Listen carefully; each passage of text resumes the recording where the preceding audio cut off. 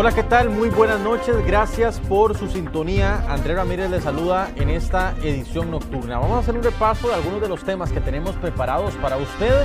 Empezamos con uno de ellos. 9 de cada 10 delitos cometidos contra turistas son robos y asaltos. Puerto Viejo y Cahuita enfrentan altos índices, particularmente de estos dos delitos. Vamos a ampliar sobre el tema. Denuncia supuesta violación de un estudiante de quinto contra una de séptimo en Palmares, caso que se une a otros que han sido noticia hoy, por ejemplo, el de un teacher que está siendo investigado por supuestamente abusar a un estudiante.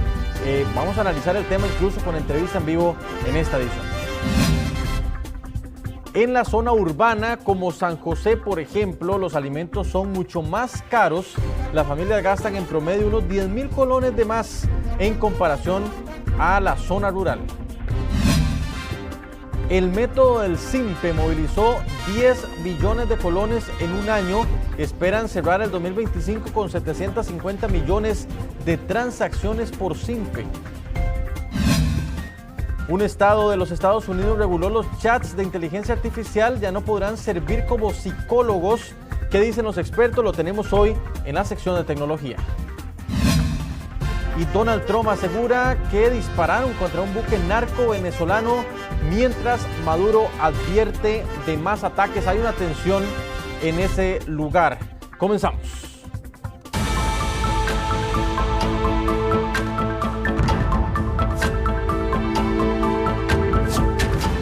Y al cierre de la noche, Fabián Mesa nos actualiza sobre los fallecidos en las minas de Cruzitas. Fabián, buenas noches, adelante.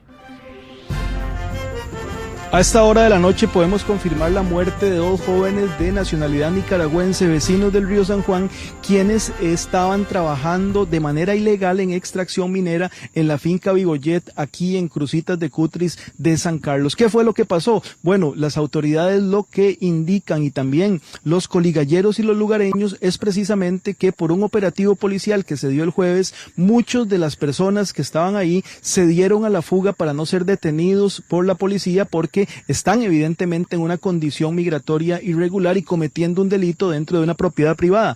En ese caso, las 2 personas que estaban en ese túnel a unos 50 metros de profundidad se quedaron ahí y no hubo quien los auxiliara ni los rescatara. Vamos a ver en este momento parte de las declaraciones que nos dio el experto en el cuerpo de bomberos a cargo del trabajo que se realiza durante ya varias horas para tratar de hacer la extracción de las características del lugar donde están estos cuerpos que van a ser extraídos tanto por Cruz Roja como por bomberos. Armado de equipo para realizar el primer descenso.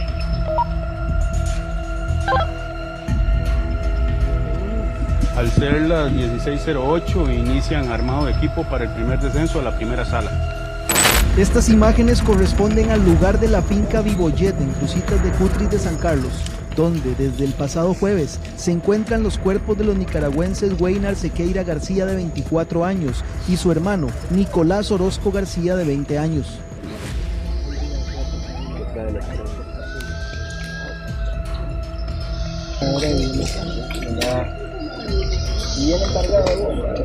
Luego de un operativo policial el jueves en el que detuvieron a 12 coligalleros que extraían oro de forma ilegal, quedaron abandonados y la falta de aire hizo que perdieran la vida. Esta animación muestra el lugar en el cual quedaron los cuerpos.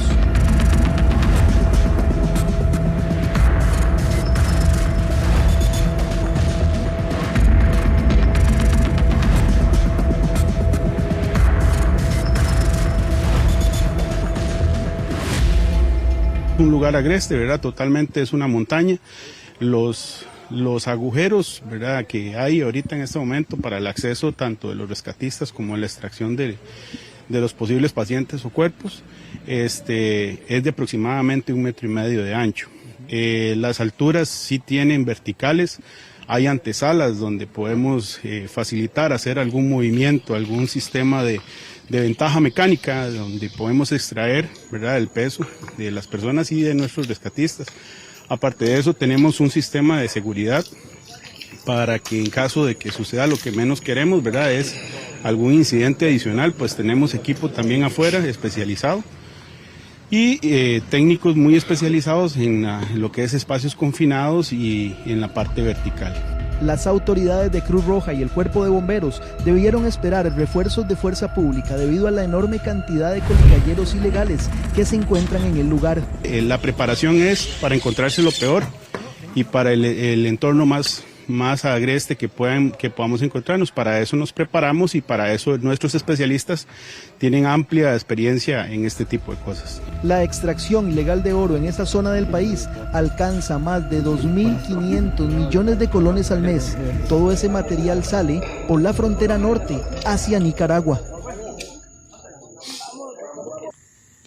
Esperamos nada más la confirmación por parte de las autoridades en relación con la extracción de estos dos jóvenes de 20 y 24 años para de alguna manera poner fin al operativo que desde horas de la mañana, porque la alerta fue a las 7:30 de la mañana y fue precisamente por el mal olor que salía de uno de los cientos de túneles que existen en esa zona de Cruzitas en nuestro país, en la zona norte, que dan alerta a las autoridades en relación con la posibilidad de que estuvieran ahí adentro y que no hayan podido salir y que evidentemente estén fallecidos. Lo que hicieron las autoridades fue precisamente conversar con los que llegan al país de manera ilegal a realizar esta extracción minera y ellos les confirman que se trata de estas dos personas jóvenes de 20 y 24 años, hermanos también, son hermanos según lo que nos indicaban las autoridades y estamos a la espera nada más de la confirmación de que ya el organismo de investigación judicial tiene los cuerpos de estas personas, porque estamos hablando de un trabajo sumamente complicado por las características mismas de una mina artesanal e ilegal donde se encuentran, y así lo hacía ver también los socorristas expertos que han estado trabajando durante mañana, tarde y noche aquí en Cruzitas de Cutris. Fabián, muchísimas gracias. Descanse para mañana darle seguimiento a esta información. Vamos a continuar por acá y de inmediato a ver imágenes de lo que pasó esta tarde en algunas zonas de Puriscal, las partes altas, de hecho, de Puriscal, desde donde bajaba el agua. Vean ustedes las imágenes. Esto fue reportado a eso de las 4 de la tarde de este martes por los fuertes aguaceros que provocaron que dos quebradas crecieran y salieran hacia la calle de estos barrios, y vean ustedes cómo lucían incluso hasta los parques públicos en el sector de Puriscal, producto de los fuertes aguaceros de este martes. Lo mismo también en la ruta 32, que se reportaron fuertes lluvias e incluso algunos conductores reportaron caída de piedras en algunos tramos. Sin embargo, se mantuvo habilitada. Estas son algunas de las imágenes que enviaron conductores a la redacción de Noticias Repretel sobre los aguaceros también de este martes en el paso por esta importante ruta nacional. Y hablando particularmente sobre esta ruta, es necesaria la intervención del Cerro Surquí. En eso concuerdan los expertos e incluso el mismo Ministerio de Obras Públicas y Transportes, pero sería a largo plazo porque primero tiene que mandar un proyecto de ley a la Asamblea Legislativa. Se lo explicamos.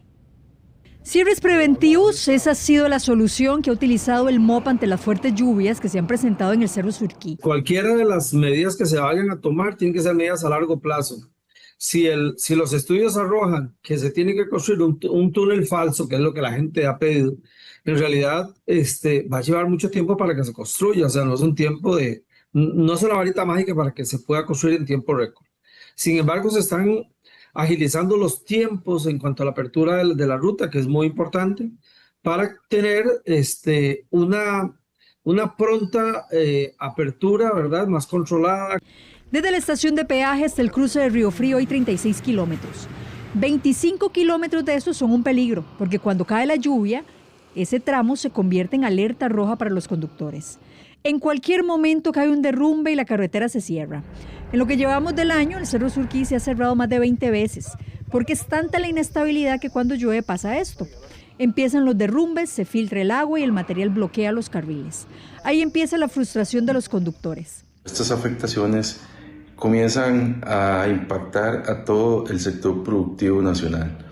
Principalmente año a año la preocupación con el inicio de la época lluviosa es porque se pueda afectar la exportación de fruta fresca.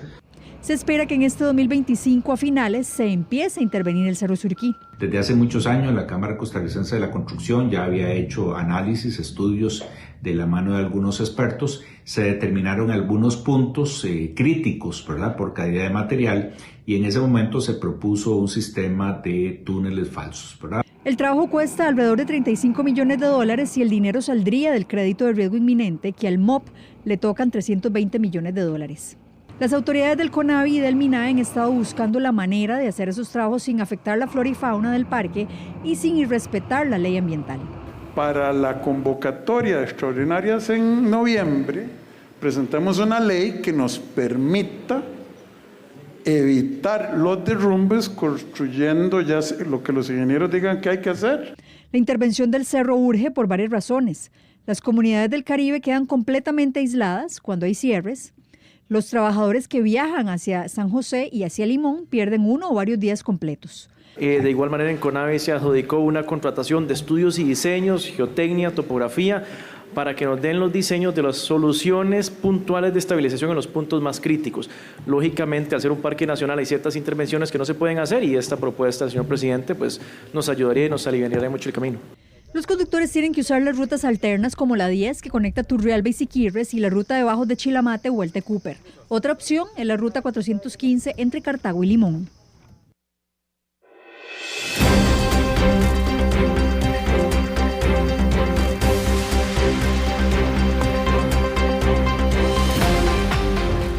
Y este 2025 la visitación turística bajó respecto al 2024 y gran parte de esto se ha señalado por los expertos debido a la inseguridad y al crimen organizado. De hecho, hoy hubo un anuncio importante para atender las denuncias de los turistas, pero nos fuimos más allá. Jeffrey Naranjo nos va a contar lo que encontró. Buenas noches.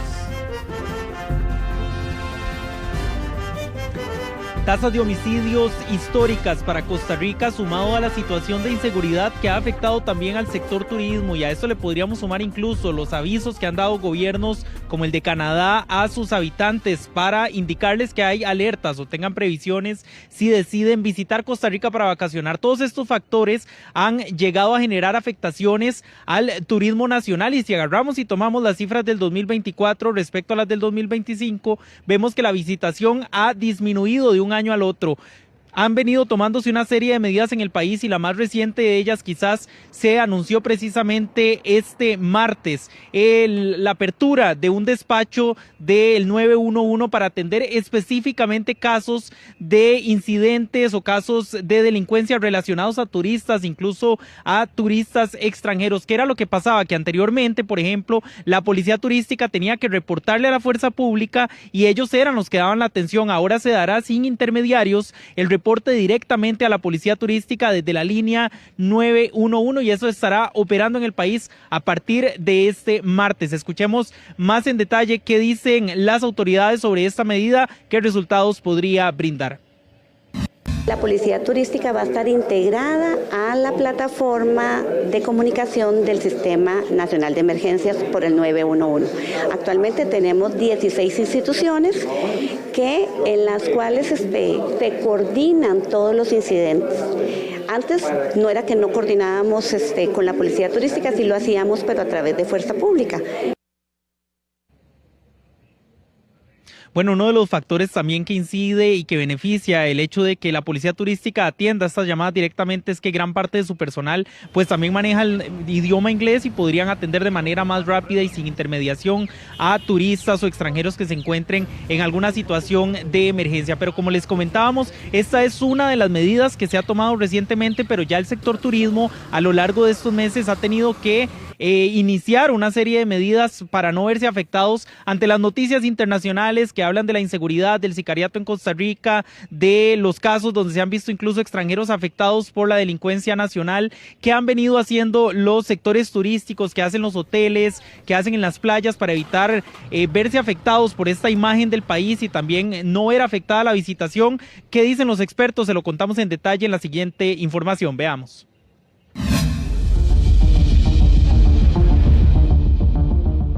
Declaraciones como estas. Panama City, Brasilia, San Jose, Costa Rica, Bogotá, Colombia, heavy drugs. Mexico City, I mentioned, Lima, Peru, all double and triple what they are. So do you want to live in places like that? Titulares como estos han afectado la imagen país ante el mundo de Costa Rica, sobre todo como destino turístico. Nosotros como costarricenses no quisiéramos ir a un lugar inseguro si nuestro gobierno nos dice que no vayamos. Esta es la primera vez en 45 años que el turismo descendió por razones costarricenses, por razones domésticas. Siempre el turismo había disminuido por varias razones, por ejemplo el 9/11, la crisis inmobiliaria, la pandemia, y todas esas son situaciones externas al país. Pero esta es la primera vez que el turismo desciende por razones domésticas. Quiere decir que la inseguridad es una de las razones que nos está afectando. Varios sectores turísticos han tenido que tomar medidas e incluso capacitarse para intentar que los hechos delictivos no les afecten su visitación. Le cuento que tuvimos unas capacitaciones con los guías, que el presidente de los guías lo hizo ahí en el Museo de Jade. Los museos y las instituciones están permitiendo y prestándonos los locales para hacer capacitaciones. Hace poco asistieron como 283 guías. Entre los turistas casi que no hay asesinatos, sino son gente de aquí mismo, de Costa Rica, que están metidos en sicariatos, que están metidos en lavado de dólares. El sector pide a los turistas además tomar precauciones y ahora asesoran de mejor manera qué lugares frecuentar y cuáles no. La gente que viene con joyas, que no ande con joyas. La gente que lleva las mochilas, que no ande con las mochilas así. Entonces, que vayan con menos cosas, que salgan a sitios donde se deben andar, donde se deben caminar, para que no tengan problemas. Bueno, baja visitación se tiene en las playas más, porque la gente, los turistas vienen más a la playa. San José no tenemos tan baja visitación, todavía seguimos con un 50 o un 60% y eso que estamos en temporada baja. En Canadá, por ejemplo, se emitieron advertencias gubernamentales como esta para quienes tienen intenciones de visitar Costa Rica. Si comparamos las cifras de visitación turística del 2024 respecto a este año, la misma cayó en un 4.8% y ha disminuido por 7 meses consecutivos en la comparativa con los meses del año pasado. En el 2024 el turismo generó 183.000 empleos directos e ingresos al país en divisas por 5.434 millones de dólares. Jeffrey, si partimos de los delitos en que los turistas directamente son víctimas, ¿cuáles podríamos estar hablando, por ejemplo? Bueno, Andrés, como vemos, han sido en las playas de nuestro país, algunos sectores específicos del Caribe, también algunas playas puntuales en Guanacaste, donde se han dado hechos más recientes, víctimas incluso de homicidios, como es el caso que actualmente se investiga de una doctora en el Pacífico que fue asesinada y que actualmente se encuentra incluso en un procedimiento judicial para investigar las causas, pero también hemos visto asaltos, robos que se han dado recientemente en el país, y ante estas situaciones precisamente es que el sector turismo ha estado tomando esta serie de medidas, asesorar a los turistas, incluso hay brochures, hay material que se ha estado divulgando sobre qué lugares se pueden frecuentar, cuáles no son usuales, por ejemplo, si hay gente que viene a hacer turismo a San José, pero también en otros puntos del país se han venido dando estas capacitaciones a los guías turísticos para ya no solo enfocarse en la parte de atractivos turísticos, de bellezas naturales, sino también de seguridad, de cómo abordar cuando se dan temas de riesgo, cómo abordar esta parte preventiva también hacia los turistas y evitar que este tipo de delitos continúen presentándose en nuestro país. Y bueno, hoy se suma esta nueva medida de vincular directamente a la Policía Turística de Costa Rica con el sistema de emergencias 911. Incluso se estima que en lugares como Jacó se espera abrir pronto una nueva delegación específicamente de la Policía Turística, parte de las medidas que se han tomado buscando que la inseguridad, esta imagen que se ha visto tan afectada en el 2025, pues no continúe incidiendo en la visitación turística en Costa Rica. Así es, Jeffrey, esperemos buenos resultados de estas nuevas medidas. Muchísimas gracias por el reporte. Pasamos a otro tema. Los expertos encienden las alarmas por casos de delitos sexuales en centros educativos. Hoy hemos visto muchos de ellos que vamos a recapitular acá, y uno también reciente en Palmares, un estudiante que estaría involucrado con otra estudiante de séptimo, y esto ha generado toda una controversia entre padres de familia. Rachel Matamoros en directo nos informa a esta hora. Rachel. Así es, y el país se mantiene en alerta ante esta oleada de violencia que se están generando en los centros educativos. Tanto los expertos como padres de familia hacen un llamado por este tipo de casos, más por lo ocurrido recientemente en un colegio de Palmares, donde se habla de un presunto abuso sexual a un estudiante de séptimo año por parte de otros estudiantes de 11º y 10º año. La escalada de violencia entre estudiantes encienden las alarmas en el país tras un caso de presunto abuso sexual en el colegio bilingüe de Palmares, que involucra a un menor de séptimo año quien habría sido atacado entre 6 estudiantes. Bueno, lo que nos dijo el papá fue que no hubo en sí un contacto físico, pero que sí hubo violencia como golpes y así. Y el director nos dijo que el hecho sí pasó, o sea, que no es algo que es inventado, sino que sí pasó. Nosotros le decimos la pilita porque ahí se sienta un montón de gente de todos los grados, 9º, 10º, 7º. Y los baños son como la unión entre los 2 pabellones principales. Entonces sí es como una zona un poco más ¿cómo decirlo?, más oscura. Según el director del centro educativo, se activaron los protocolos y el caso ya está siendo investigado. El colegio ha actuado conforme a lo que se estipula, y si en algún momento algún funcionario no haya cumplido al pie de la letra, pues también se tomarán las medidas del caso, ¿verdad? Eso ocurrió un miércoles en las 2 últimas lecciones y la institución nunca activó el protocolo. Se activó el protocolo hasta el jueves, que nosotros como padres y compañeros del niño afectado, fuimos y nos hicimos presentes en la institución. Él salió de la institución solo por sus medios y se fue solo. Él pidió ayuda, pero no se le dio la ayuda que necesitaba. Lo ocurrido no es un caso aislado y preocupa profundamente a los padres de familia, quienes aseguran que sus hijos ya no están seguros ni en los colegios. No hay seguridad para nuestros hijos, incluso los baños, mi hija incluso, ella no va al baño al colegio, ella aguanta todo el día hasta llegar a la casa, por miedo a que le pase algo en los baños. Pero aquí es importante recordar que los protocolos no son los que van a resolver las problemáticas que se viven dentro de la institución como tal.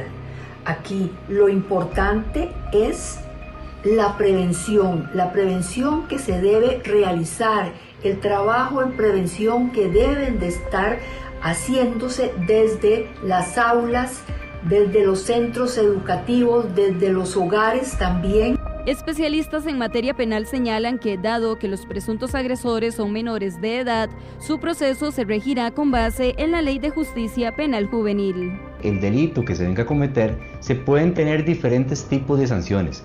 Sanciones socioeducativas, órdenes de orientación y supervisión, y también hasta cierto punto pueden ir a darse lo que serían las sanciones privativas de libertad. Este caso ya fue denunciado ante la Fiscalía. En los últimos años se han incrementado la violencia estudiantil, los casos de bullying y acoso en escuelas y colegios. Y como veíamos, esta situación mantiene a los padres de familia preocupados por la seguridad de sus hijos en los centros educativos. Y también es acá donde incluso los especialistas en educación hacen un llamado a reforzar la prevención en los centros educativos para evitar casos como estos. Rachel, muchísimas gracias, y aprovechándome de esto que usted nos informa, quiero contarles también otros casos que se han viralizado durante este día. Por ejemplo, un video que circula en redes sociales generando preocupación entre padres de familia, ya que muestra a un estudiante inhalando un tipo de polvo en el colegio bilingüe de Palmares. También padres de familia, estudiantes expresan alarma por actos de acoso que se están presentando en ese colegio, y esto también ha generado preocupación. Súper preocupados porque es muy peligroso, o sea, se está dando esas como piques entre ellos mismos para ver quién sí y quién no, y eso además que son estudiantes de grados más altos, ellos agarran a los más pequeños y los inducen a que hagan lo mismo, y es sumamente preocupante, y de parte de la institución no se han referido al tema en realidad, y es muy lamentable. Nunca había habido cosas como se están dando ahorita, desgraciadamente. pero todo esto es parte de lo que nos está perjudicando a nivel nacional y tal vez hasta mundial. La falta de valores que viene desde el hogar, donde un padre de familia da un mal ejemplo, el hijo lo copia, sale a la calle con su amigo, el amigo viene con la misma situación y simplemente se ponen rebeldes y empiezan a llevar la contraria en todo y a hacer un mundo que no es el adecuado para ellos. Y como decimos, ya uno no ve que se hacen daño a sí mismos, sino que ya van con aquello de hacerle daño a alguien más. Eso preocupa y como te digo, no es a nivel de acá, sino que es a nivel nacional. Ya uno ve todo lo que pasa en los colegios, agresiones, pleitos de mujeres, pleitos de niños, porque son niños, no son jóvenes, ellos creen que son hombres, son niños en desarrollo. Y esa es la proyección del futuro del país. Y las autoridades también investigan a un profesor del Instituto Profesional de Educación Comunitaria en Cartago, de apellido Galo, de 42 años, tras ser interceptado por la policía en las afueras de un motel en Curridabat, según información preliminar. El docente habría permanecido allí durante varias horas con una alumna de 16 años. La madre del adolescente acudió junto con su hija a las autoridades judiciales para presentar la denuncia correspondiente.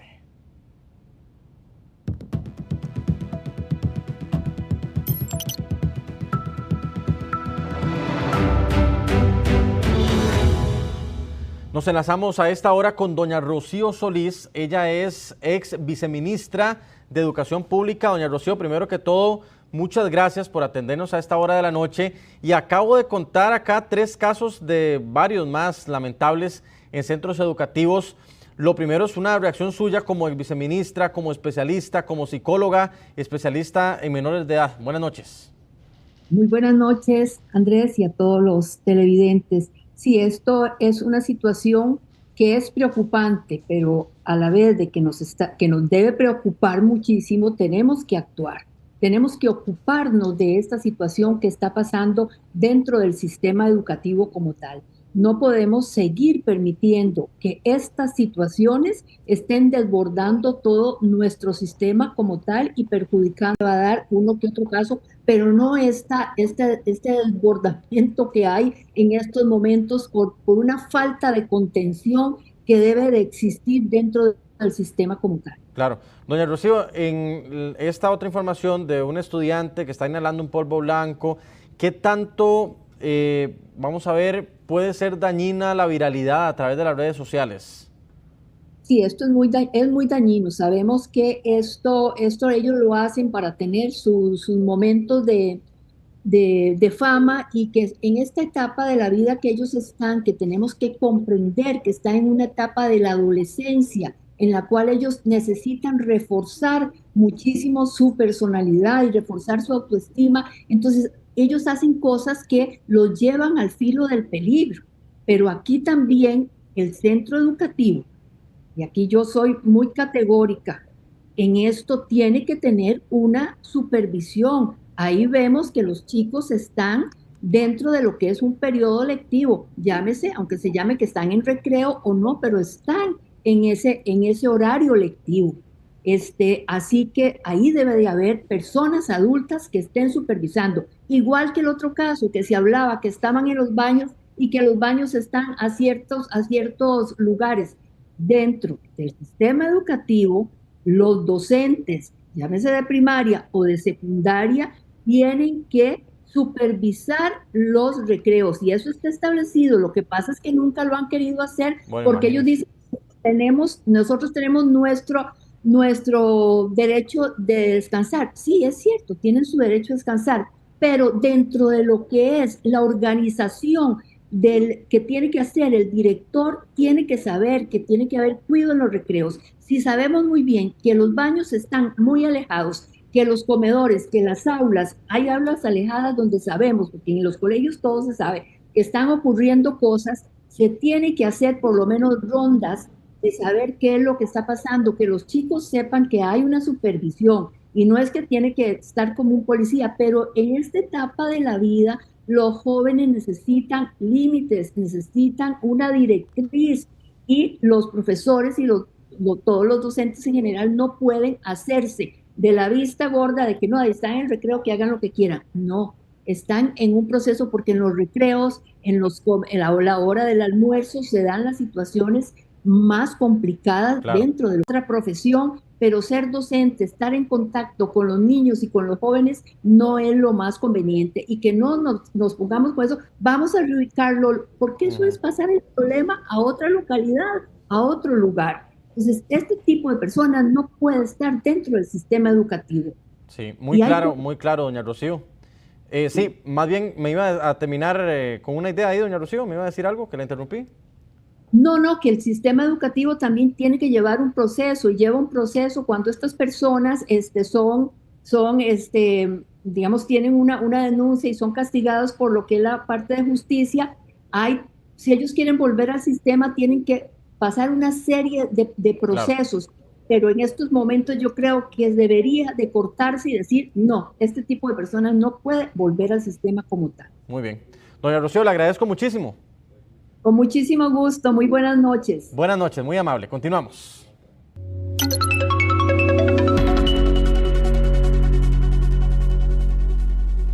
Vamos al tipo de cambio. La venta 509,04, la compra 501,66, precios de referencia del Banco Central.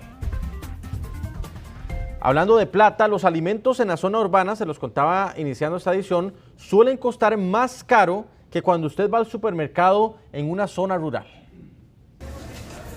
Los precios varían constantemente dependiendo la oferta y la demanda. Está bien duro, pero hay que planificar bien las cosas, y en mi caso lo que hago es que vengo y pregunto los precios. Además, el índice de precios al consumidor evidencia una diferencia de precios entre la zona urbana y zona rural, ya que, por ejemplo, si una persona compra lo mínimo en canasta básica alimentaria, es decir, solo los alimentos necesarios, se necesitan de mínimo 60.000 colones en la zona urbana, mientras que 50.000 colones en los pueblos más alejados, según el INEC.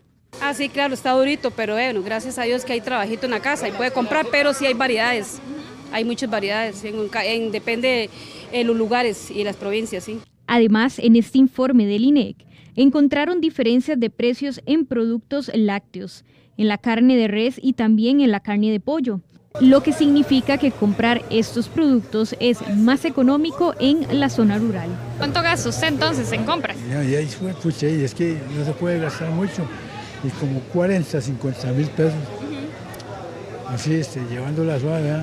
Para los consumidores el costo de vida está elevado y también andan sondeando dónde es más barato adquirir los productos. Demasiado caro.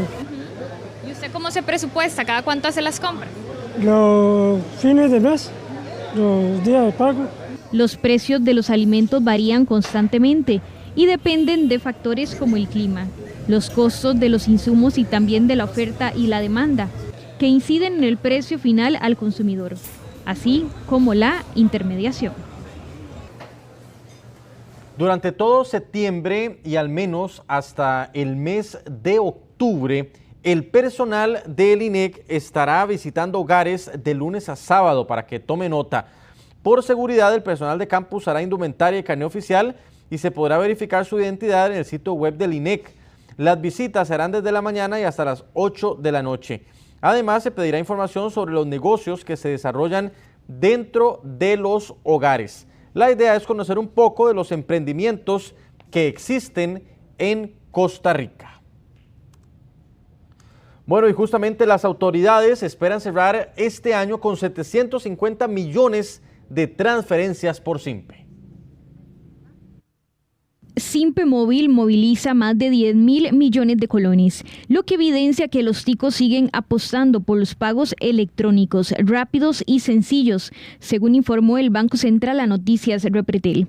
Prácticamente SIMPE Móvil está haciendo 2 millones de transacciones al día.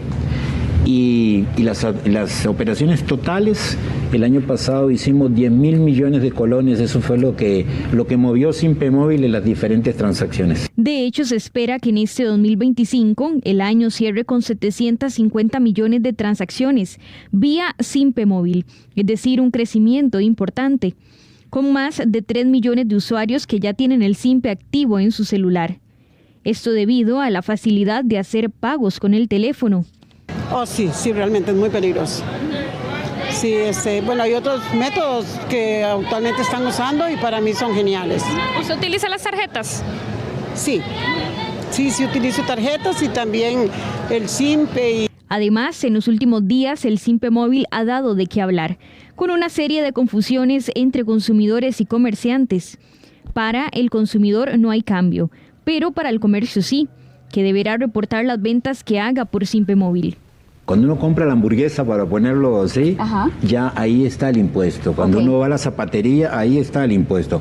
Uno siempre paga el impuesto independientemente del medio de pago que utilice, ¿sí? Perfecto. Ahora, lo que pasa es, Hacienda quiere saber si cuando uno paga en efectivo, paga con SIMPE móvil, ¿sí? Si el comercio está reportando esos impuestos, si está efectivamente llevando los impuestos que todos los ciudadanos pagamos, si esos dineros están llegando al Ministerio de Hacienda.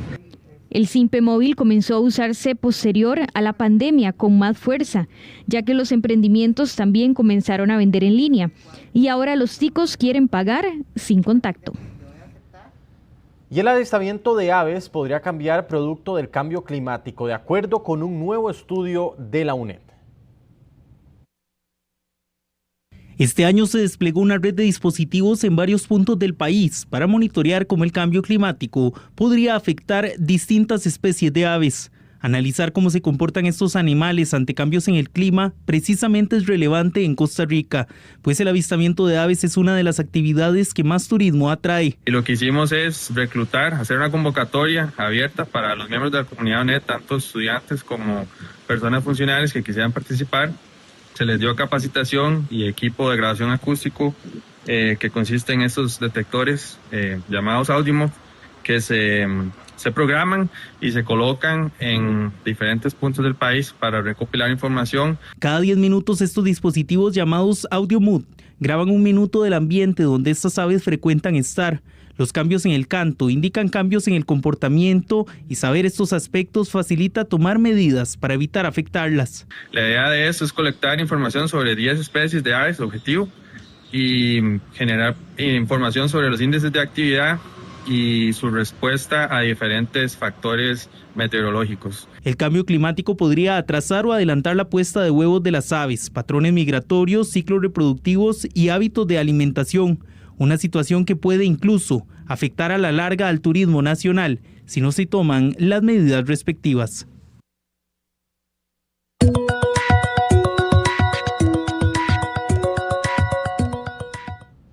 Y ahí tenemos los números favorecidos en los chances. El primero, el 82 con la serie 394. El segundo premio, el 64 con la serie 492. El tercer premio, 60 con la serie 104. Felicidades a quienes se pegaron esos numeritos.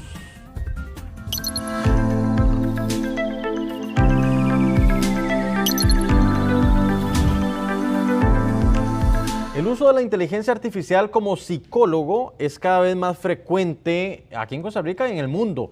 Un estado de los Estados Unidos ya reguló este tema. Daniel Sosa nos lo cuenta a esta hora en la sesión de tecnología. Daniel.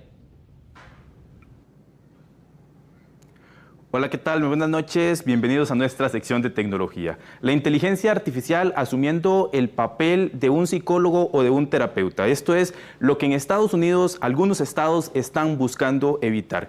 Nosotros acá en Noticias Repretel conversamos con algunos expertos al respecto y de las razones de por qué están buscando evitar que la inteligencia artificial asuma estos roles. Acá les resumimos toda la información.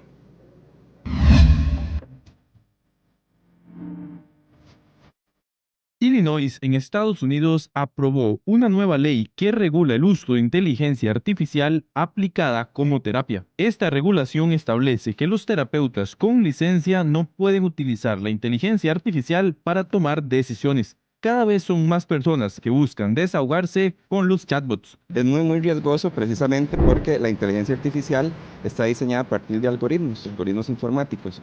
Y esos algoritmos informáticos lo que crean es un perfil suyo como usuario. Esto precisamente es lo que lleva a que las personas, pues de alguna manera puedan obtener respuestas de alguna manera la inteligencia artificial puede ser complacentista en estas respuestas. Los expertos en materia de inteligencia artificial también explican los riesgos que representa utilizar la inteligencia artificial como terapia.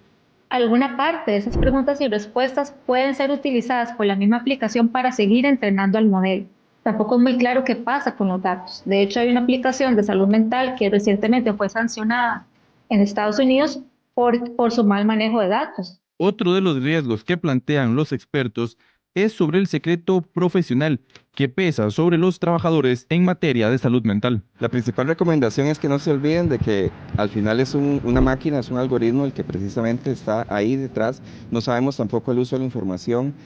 Recordemos que también la inteligencia artificial, pues hay megaempresas que están detrás de estas tecnologías y no hay seguridad en este momento de qué se hace con esa información muy sensible, muy confidencial que usted le comparte. Los expertos tratan de recordar que la inteligencia artificial es un chat programado con respuestas específicas y que no sustituye las recomendaciones de los profesionales en temas de salud mental. El uso no controlado de la información que le damos a la inteligencia artificial son parte de las precauciones que piden los expertos. Y por supuesto, en dado caso de que usted considere necesario hablar con algún experto en materia de salud mental, lo haga y no lo utilice. Le ponemos punto final a esta edición nocturna de Noticias de Pretel. Su servidor Andrés Ramírez le acompañó. Que tenga una linda noche. Hasta luego.